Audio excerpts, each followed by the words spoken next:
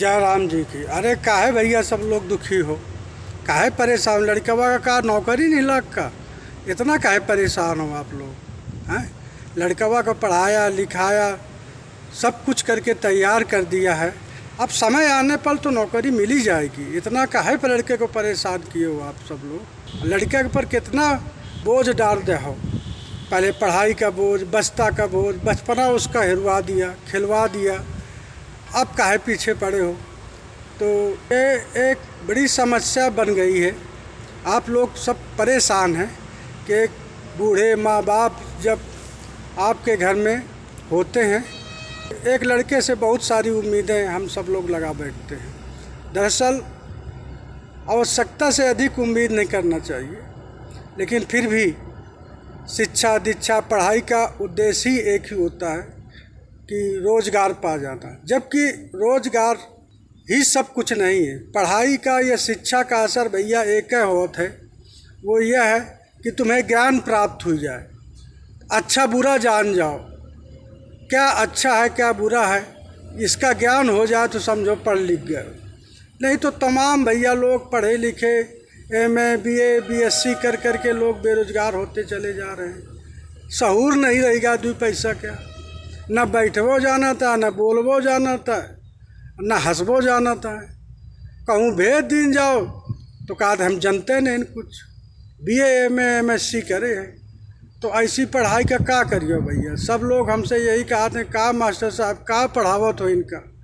तो हम भैया उन छात्रों से अपने कहा कि अपने घर में दूसरे के कुछ ना करो, लेकिन अपने माँ बाप के बूढ़े बुज़ुर्गों की सेवा कर लो और उनसे प्राप्त अनुभव से छोटे बड़े छोट मोट अपन धंधा कर लो। जब तक तुम्हें नौकरी पैसा नहीं मिलता है तब तक आप कुछ ना कुछ रोज़गार कर लो।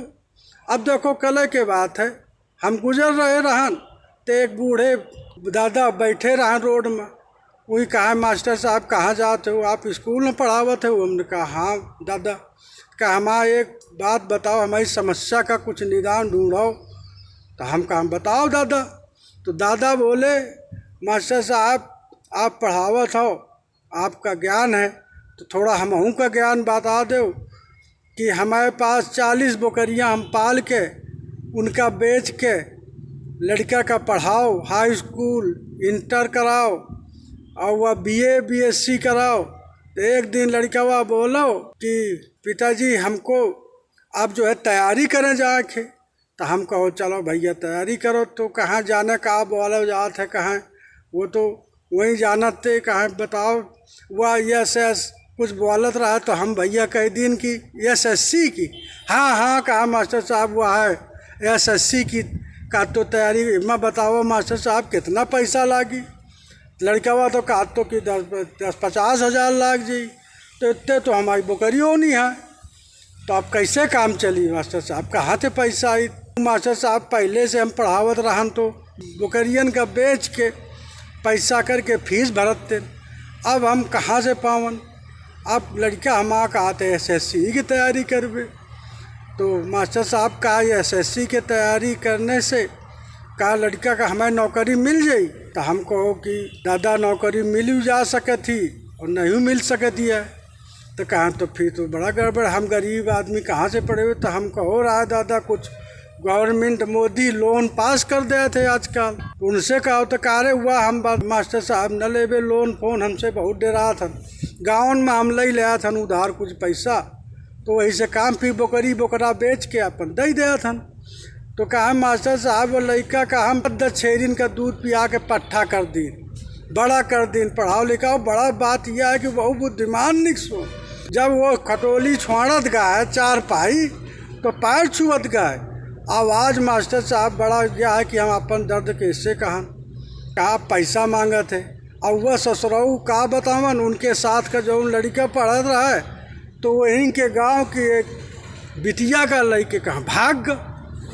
अब बताओ मास्टर साहब कहूँ ऐस तो नहीं है कि हमारो लड़का भाग जाए। तो कहा मास्टर साहब हमें बूढ़े न तो दिखाता है न सुनाता है न हमका को बोलता है। लड़का आओ तो वहाँ कहा दे तो हमका सुनात नहीं है तो हम का बतावन। तो बूढ़ी महतारी है वो के वहाँ कह दे थी कि चुप्पा रहो कि जब नहीं सुनाता है। तो हम कह दिया था कि तो हम ही का बता दो। तो कहाँ बतावन हमको अपन बात तो बताओ, कहाँ समस्या है तो बता दूँ। कहाँ यह समस्या है कि यह पैसा कहाँ से आवे मास्टर साहब। वह तो मोदी रहा है तो वह मिल जाते है गल्ला अल्ला खाए का, और कुछ वह मिल जाते है पेंशन। तो कहाँ इससे कुछ काम चल जाते मास्टर साहब, कुछ इधर उधर उधार ले लीन तो कुछ काम। अब बताओ कहाँ 40-40, 50-50 हज़ार रुपये हम कहाँ से पावन मास्टर साहब। लड़का हमारी शान पर हो घर में। अब आप ओखा चल के समझा दो वो कुछ समझे।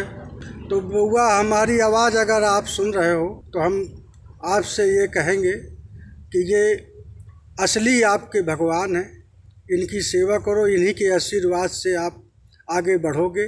हताश और उदास होने की ज़रूरत नहीं है। वक्त आने पर हर चीज़ अपने आप सब मिल जाएगी। बस ज़रूरत है आप अपने आप को तपाइए।